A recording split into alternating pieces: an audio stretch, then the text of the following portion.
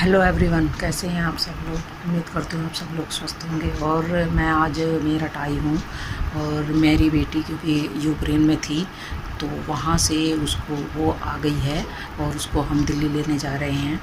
आप लोग भी मेरी बेटी से मिलना और देखिएगा उसके साथ वहाँ पर कैसा हुआ, कैसे वो लोग वहाँ रहे। वो खार्किव में रहती थी। आप लोग उससे मिलना, देखिए। Jasmine Sandless, intense. अब हम जा रहे हैं मेरठ से दिल्ली में। हम मेरी बेटी यूक्रेन से आ रही है ना, उसको लेने के लिए हम जो लोग जा रहे हैं तो आपको मैं मिलवाऊंगी अपनी बेटी से और दिल्ली एयरपोर्ट पहुंचेंगे अब हम। चलिए। Say hi. Say hi, Kathy.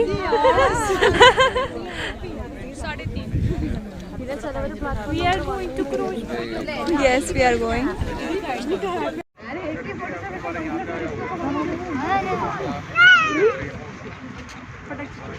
अभी आपने ये देखी है, ये पोलैंड बॉर्डर की सारी क्लिप हैं जो मेरी बेटी ने मुझे दी थी। और ये पहुंच चुकी है हवाई अड्डा दिल्ली, जहां पर ये ख्याति अपने पापा के साथ। और हम लोग मिलकर इससे इतना, मतलब मैं बता नहीं सकती, मैं बहुत खुश हूँ।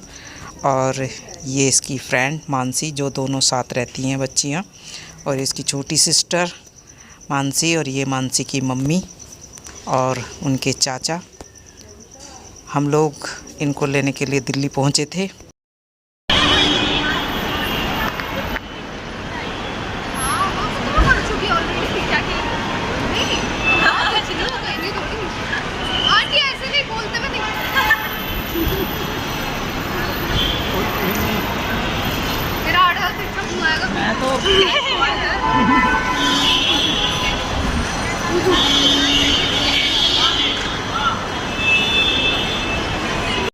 चलिए, अब हम जा रहे हैं मेरठ दिल्ली से ख्याति को लेकर।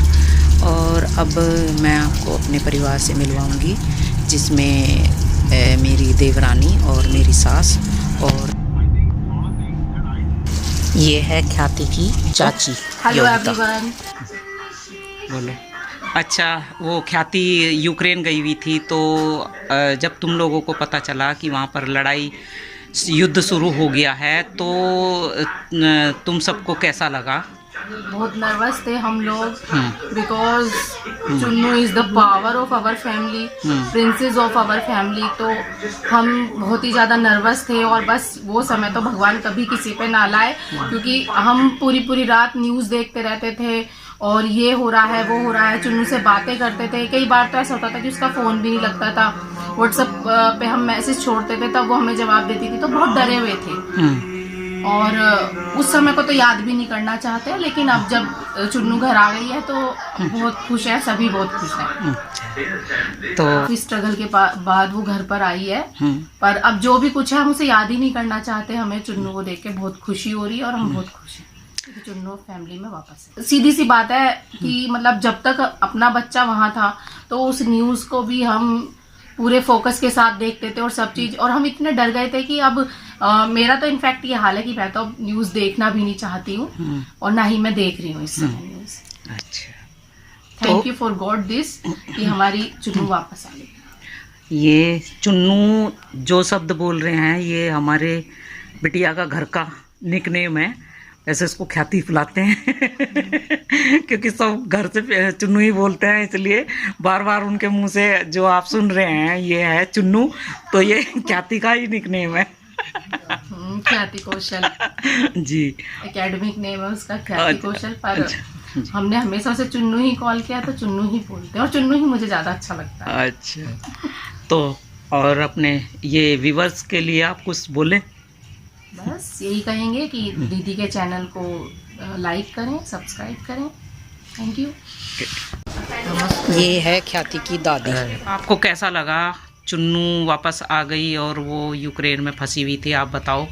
मैं बहुत खुश हूँ, बहुत खुश हूँ। जब वो वहाँ थी आपको पता चला तो आपको कैसा लग रहा था? बहुत दुख हो रहा था, बहुत ज़्यादा। नींद भी नहीं आई, सोए भी नहीं। यही रही मेरी पोती में कहानी। हैं। और बताओ। सोचा किसी तरह मेरी पोती मेरे घर आ जाए, बस आ जाए और अपने गले से लगा लो। अब आपको कैसा फील हो रहा? अब मैं बहुत खुश हूँ। अच्छा टाइम देखी, इस टाइम छाती भरी आई। जी, तो अब आप बहुत खुश हैं? अब बहुत तो अब आप अपने पास रखेंगे इसको? हाँ, हम अपने पास रखूँगी। जी। जब तक मैं जिंदगी में अपने पास रखूँगी। ये मेरी सास ख्याति की दादी हैं और अब आपको मैं ख्याति से मिलवाऊंगी। और क्योंकि हमारे यहाँ पर कुछ गेस्ट भी आए हुए थे जो ख्याति से मिलने के लिए आए हैं।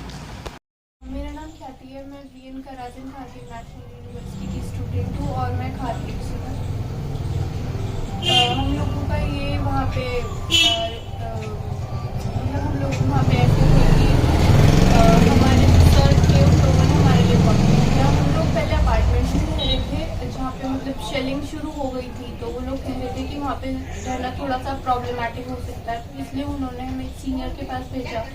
हम लोग वहाँ पे रहे, वहाँ पे सब कुछ ठीक था, मतलब हम सेंटर में थे। उसके बाद दर्ज प्रॉब्लम, तो वहाँ पे सब कुछ ऑलमोस्ट ठीक था, लेकिन लास्ट के 2 डेज में जब प्रॉब्लम ज़्यादा होने लगी तो हमने अपने सर से बात की। तो उन्होंने हमसे बोला कि आप लोग फिर लवीव की तरफ ट्रैवल कीजिए। तो हमने लवीव की तरफ फिर हम लोग वहाँ पे गए और हमने वहाँ से बॉर्डर वगैरह क्रॉस किया और उसके बाद हम पोलैंड पहुँचे। वहाँ पे भी हम पोलैंड में भी हम कम से कम 10 घंटा खड़े रहे, क्योंकि इमिग्रेशन इतना ही टाइम लेता है। वैसे उसमें तो उनकी कोई गलती नहीं है, इमिग्रेशन में इतना ही टाइम लगता है, लेकिन वहाँ पे टेम्परेचर बहुत ज़्यादा था, मतलब माइनस में टेम्परेचर होता था, तो ठंड बहुत ज़्यादा थी। तो हम लोग वहीं पे खड़े हुए थे, कम से कम हम 2 बजे आए थे वहाँ पर दोपहर में और हम वहाँ 8 बजे तक खड़े रहे सिर्फ इमिग्रेशन के लिए। उसके बाद हमारा इमिग्रेशन हुआ, फिर हम उसके बाद वो लोग जो वॉलंटियर्स थे वो लोग आए थे लेने के लिए। उसके बाद हम बसेस में होटल तक गए, उसके बाद हमारी अगले दिन की फ्लाइट थी और फिर हमें घर कोई भी जंगल लगा के वहाँ सेफ बस सुनो, अरब के जो देश है मैनेजमेंट भाई साहब, अरब के मैं कह रहा हूँ ना, वो मेरे लिए कहना है, मेरे लिए कहना है सरकार द्वारा जो अच्छा हो सकता है, बच्चे आपके लिए सरकार के देश की जिम्मेदारी बनती है, प्रधानमंत्री की जिम्मेदारी बनती है, उसमें जो उनके द्वारा प्रयास अच्छे से अच्छा हो सकता है। आप देखिए 22,000 में 17-18,000 बच्चे हिंदुस्तान में आ चुके हैं। वही मैं कह रहा हूँ, और देशों को तो कोई शेल्टर नहीं मिल रहा, और देशों को बेटा और क्या हाल है पाकिस्तान वगैरह के, चीन वगैरह के 2-3 देश बचे हैं वहाँ पे। मैक्सिमम आपको सिर्फ उन्हीं का पता चल रहा है, जो इराक के बच्चे थे, ईरान के, नाइजीरिया, वो सब लोग हमसे पहले जा चुके हैं।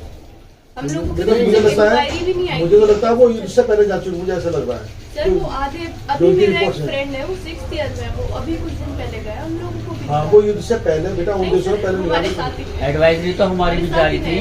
एडवाइजरी हमारी अच्छा, आपको एडवाइजरी कब जारी हुई थी कि आप देश छोड़ें? हमारी एडवाइजरी जब जारी हुई है, जब बिल्कुल पॉइंट पे आ गया था कि कुछ होने वाला है, बिल्कुल लास्ट में, और उसमें भी ये लिखा गया था कि तुम्हारी मर्जी है, जाना है तो जाओ वरना कुछ। और आप बताओ, हमारी अगर क्लासेस चल रही है, एक रिवर पे हमें 4-4 बार मेहनत करनी पड़ रही है, तो हम क्यों जाएं?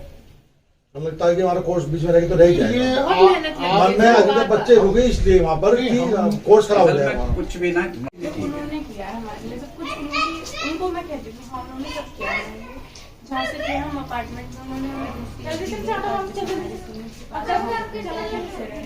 लेकिन जहाँ तक इतनी एम्बेसी की चल रही है ना कि एम्बेसी ने किया, वो वाले बच्चे बंकर में थे और उनकी हालत जो हो रखी थी ना, वो हमें पता है, हमने डेली पूछा है उनसे, क्योंकि मेरी एक फ्रेंड भी रह रही थी बंकर में, उनकी हालत बहुत बुरी। बेटा ऐसा होता ना, संसाधन बनने में संकल्प है, सबको एक साथ सेट होना, या उनको कलेक्ट करना एक जगह है तो अलग बात है, नहीं सबको कलेक्ट करना। जो ट्रेडर है वहाँ के, जो लेके जा रहे हैं ऐसे बच्चों को, वही कर रहे हैं। हमने तो उन्हें देखा है, हरदीप भैया और मोहम्मद, यहाँ तक कि उन्होंने पैसे तक बच्चों को दिए हैं। तो आप सोचो कि कौन कर रहा है। हमने तो एक दिन में नहीं सुना कि एम्बेसी दे के गई हो कुछ, सब कुछ हरदीप भैया ने। सोचता है एम्बेसी उनके ऊपर प्रोवाइड कर रही है, उसके ऊपर साधन सर उसका उसके ऊपर मेरा ही कहना है, बट एम्बेसी किसी एक बच्चे को पर्टिकुलर प्रोवाइड करवा नहीं पाएगी। पर सर तो आप सोचो ना, खाकी में कितने बच्चे, हमें तो आप जिस भी बच्चे से बात करोगे वो आपको ये बोलेगा हमारे लिए हरदीप भैया, विमल सर ने किया है, उसके ऊपर हमें नहीं पता कि क्या हुआ, क्योंकि हमें किसी ने तो हो सकता है एमबीसी तरफ से कोई लापरवाही रही हो। हमें तो जो भेजा गया है पीएमओ द्वारा ये मैसेज है कि गेट में जितने परिवारजन बच्चे यहाँ पर आए उनसे मुलाकात कर, क्या तो उनके सामने समस्याएं दे, क्या ठीक हुआ वो हमें ऊपर बताना है। हम तो कितने बच्चे मेरे में लिस्ट आई है तो बच्चों मिले। मैं भारतीय जनता पार्टी यहाँ का अध्यक्ष हूँ, ऐसे हमारे सांसद सब अपने अपने चित्र बुझा लें, सब अपने अपने मुलाकात करके जो अपनी ब्रीफिंग है ऊपर हम दे लें। मेरे साथ बातें से महानगर के महिला मुख्य